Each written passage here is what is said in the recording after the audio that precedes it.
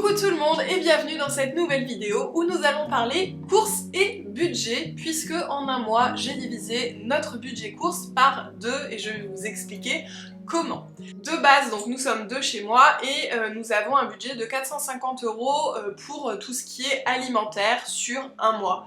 Peut-être que ça vous paraît beaucoup, peut-être que ça vous paraît pas beaucoup, mais pour nous ça nous semblait trop par rapport à nos besoins, voilà tout simplement.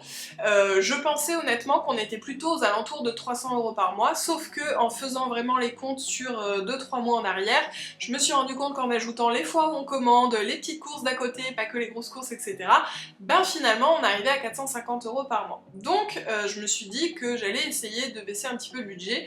Alors je dis beaucoup je parce que c'est moi qui m'occupe des courses et de la cuisine à la maison, voilà, je sais ce que j'achète, je sais ce que je fais avec tout simplement. Pour vous donner les chiffres exacts, en décembre on a dépensé 452 € pour les courses, en janvier 450 € et en février 197 €. Je tiens à préciser d'ores et déjà que nous avons réalisé ces économies sans aucun don de produits à côté lié à mon métier.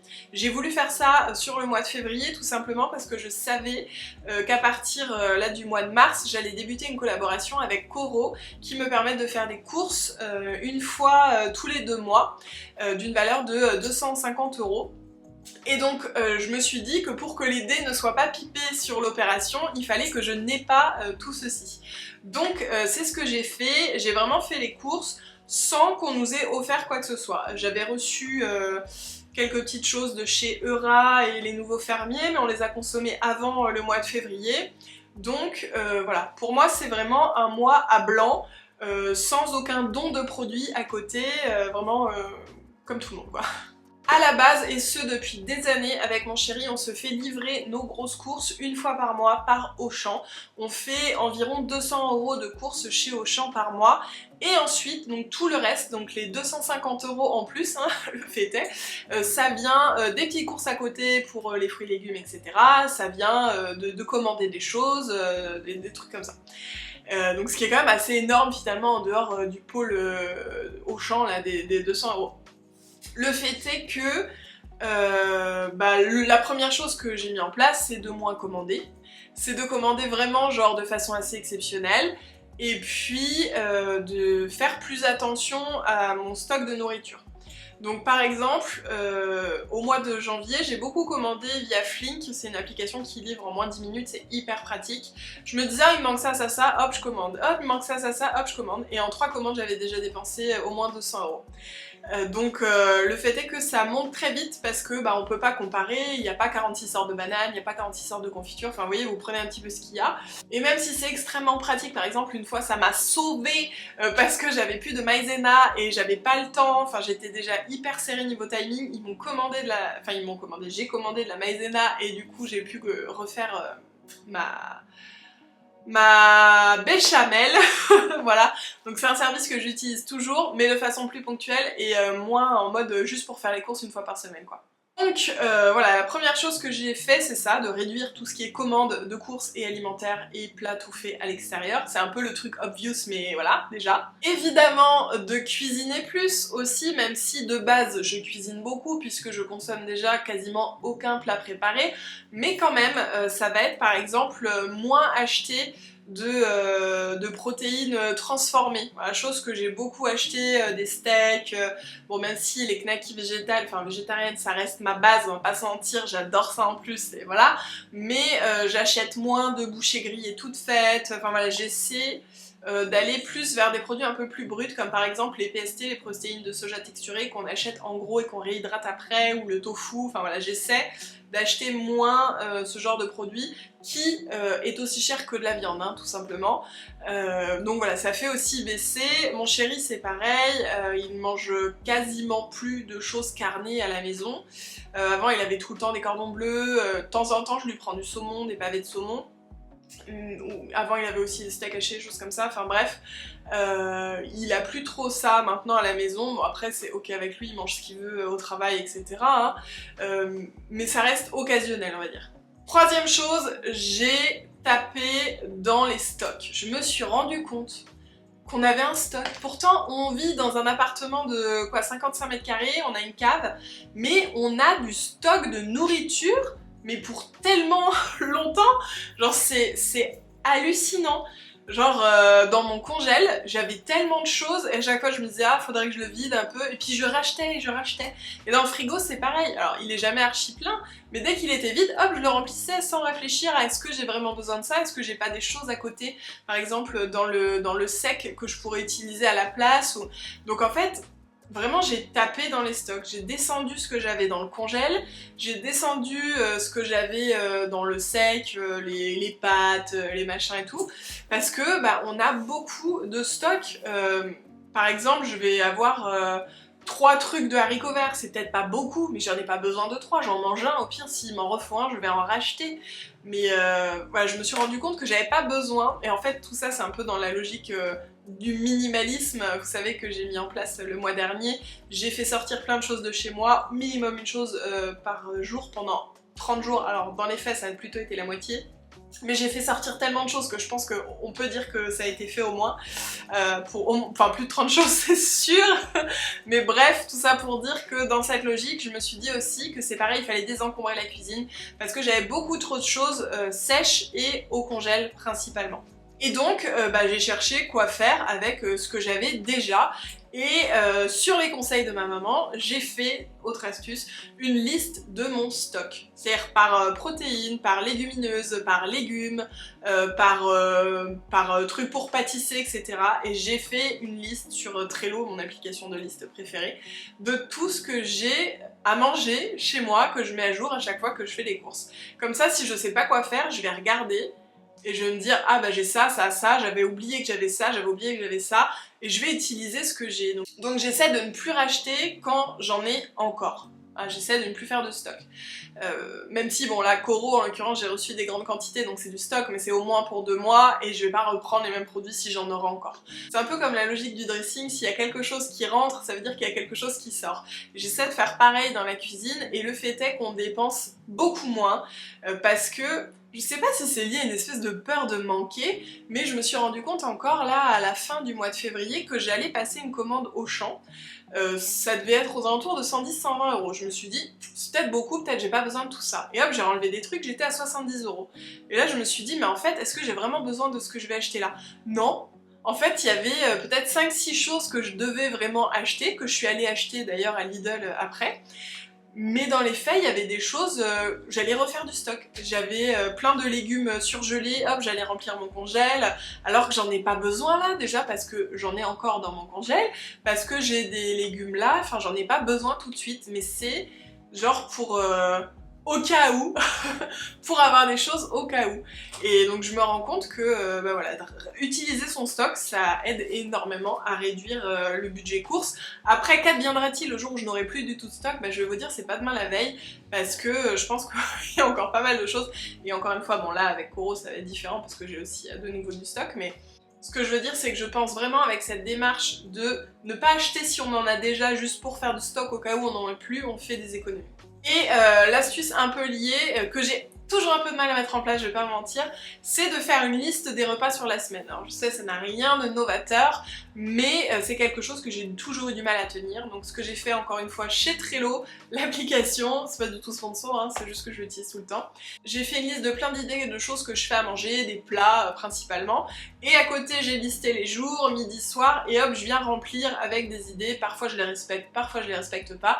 Toujours est-il que si aujourd'hui je sais pas quoi manger, je regarde mon truc et hop, j'ai quelque chose. Et j'essaie de le faire en fonction de ce que je vais préparer. Par exemple, moi quand je cuisine, je fais toujours un peu du batch cooking ou du meal prep, j'essaie de faire plein de choses en même temps et des grosses quantités. Si je fais du riz, je vais pas faire du riz juste pour ce midi, je vais faire du riz genre tout un tupperware, on va en manger toute la semaine et je vais en mettre au congèle si besoin.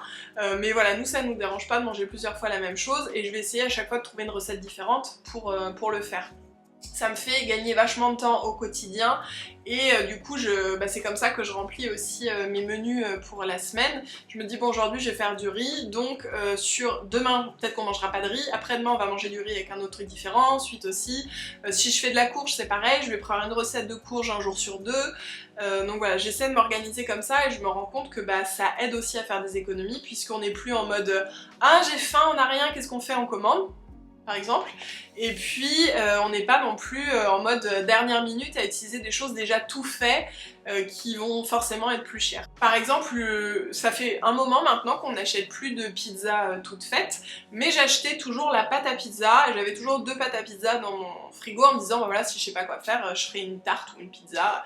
Bah maintenant je fais ma pâte à pizza et c'est hyper rapide, j'ai une petite recette vegan, et donc je l'achète plus, je la fais. Voilà, j'essaie au maximum d'acheter le moins de choses déjà transformées et déjà faites, ce qui fait que ce que j'achète le plus ce sont les fruits et légumes finalement.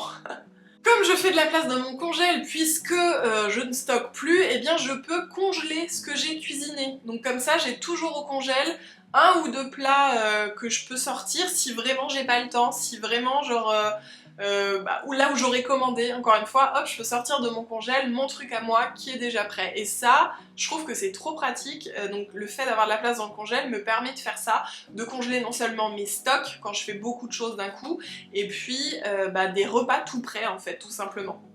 Évidemment, les conseils de base, essayez de choisir des fruits et légumes de saison qui seront moins chers que des légumes hors saison. Alors je vous le dis, mais moi je consomme toute l'année des tomates cerises. Je sais que c'est pas bien, mais c'est vraiment mon truc. Genre je peux pas... Voilà. Mais sinon, j'essaye au maximum de mieux faire. Par exemple, d'habitude toute l'année aussi je consomme des courgettes. Et maintenant je me suis mis à prendre des courgettes surgelées, me disant que normalement, j'espère que vous n'avez pas cassé mon truc, mais que normalement elles sont cueillies et congelées quand c'est la saison et que, hein, du coup c'est mieux, non? Bon, je sais pas, vous me direz. Mais voilà, j'essaye au maximum de faire fruits et légumes de saison.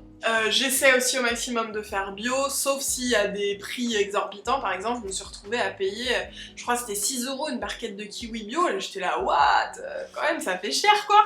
Mais voilà, j'essaye au maximum de consommer bio tout en comparant toujours les prix.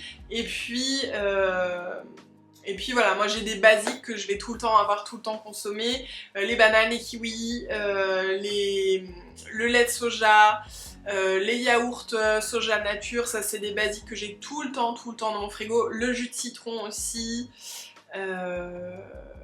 Quoi d'autre?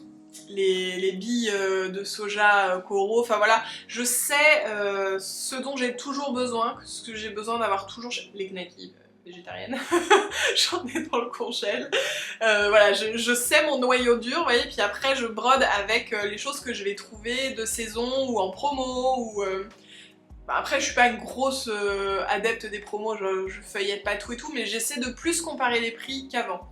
Avant c'était plus en mode juste il me faut des kiwis, je prends ceux-là, ils sont bio, c'est bien, et je vais pas chercher à comparer avec peut-être un autre kiwi bio ou un autre fruit bio, enfin voilà.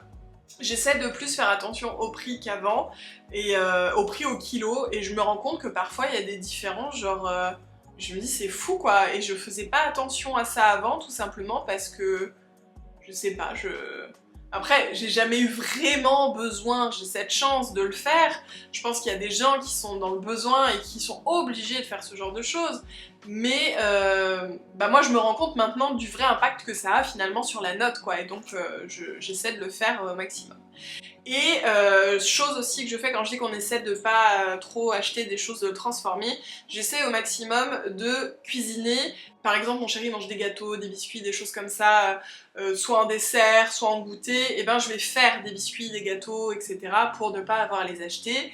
Et pareil pour la brioche le matin, j'essaie de remplacer avec du banana bread, des choses comme ça. J'essaie au maximum de faire ce qu'on achète, de transformer. Et ça permet vraiment de baisser la note. Et puis de mieux choisir finalement ce qu'on consomme. Toutes ces petites choses mis bout à bout nous ont fait du coup économiser 250 € sur le mois dernier. C'est pas fou quand même. Enfin, j'en suis pas revenue quand j'ai fait le total là. Alors, entendons-nous bien, je n'ai pas compté, on s'est fait un super resto gastro pour notre anniversaire, je l'ai pas compté dedans, parce que c'est pas du tout un truc habituel, c'était vraiment notre cadeau, donc c'est comme si on s'était offert, je sais pas moi, s'il m'avait offert une bague, je l'aurais pas compté dedans, enfin vous voyez. Donc ça je l'ai pas compté, mais sinon, ouais, je trouve ça ouf. Cette différence de prix avec juste ces petits conseils, juste ces petites choses que je faisais pas avant au quotidien. Donc j'espère continuer dans ce chemin, je vous en reparlerai peut-être plus tard. Et puis je pense que je vous ferai aussi une petite vidéo sur comment faire des économies globalement dans la vie, pas que dans la cuisine, parce que je m'y penche un peu, non pas que je sois devenue en mode rapia ou quoi, mais juste j'ai dans l'objectif de mettre plus de côté et... enfin voilà, tout simplement. Du coup, j'essaie de faire un peu plus attention de là où va l'argent et de là où c'est pas utile finalement. Donc voilà, vous me direz si ça peut vous intéresser.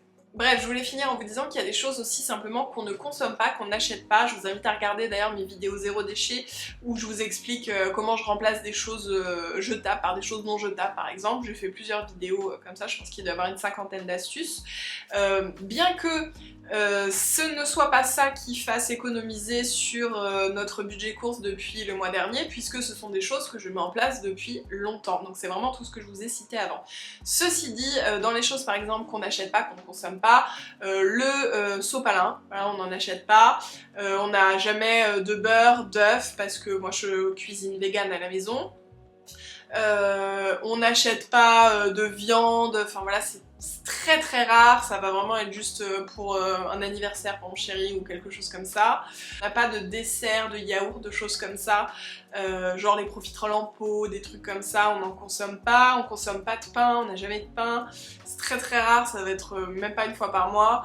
Le fromage c'est pareil, c'est même pas une fois par mois, c'est des choses qu'on consomme pas. On mange pas systématiquement de dessert. Qu'est-ce qu'il y a d'autre? J'avais pris les notes. Ah oui, les bouteilles d'eau aussi, on utilise du charbon dans des bouteilles en verre, donc on n'a pas de bouteille d'eau. On n'achète pas de soda, on a juste de l'eau pétillante mais qui nous dure super longtemps. On consomme pas d'alcool, juste quelques bières. Voilà, mon chéri va en boire de temps en temps dans le mois, mais c'est assez rare. Je pourrais aussi vous faire une vidéo sur des choses que je n'achète pas, que je ne consomme pas en dehors de la cuisine. Par exemple, j'ai résilié mon abonnement à Amazon Prime, j'ai décidé de quasiment plus commander sur Amazon Prime. Donc voilà, je pourrais vous faire une vidéo aussi là-dessus, vous me direz si ça vous dit. Et puis bah, j'espère que mes petits conseils, alors qui peuvent paraître un peu obvious, genre bah oui, sauront quand même vous être utiles parce que bah... pour moi c'est nouveau, voilà, donc je me dis que je suis possiblement pas la seule à ne pas faire tout ça. Et la différence sur un mois était tellement incroyable qu'il fallait que je vous en parle. Voilà. Sur ce, si vous avez aimé la vidéo, je vous invite à la liker, la commenter et puis la partager pourquoi pas. Et à vous abonner à ma chaîne pour plus de contenu. Voilà, je vous fais des gros bisous et je vous dis à la prochaine.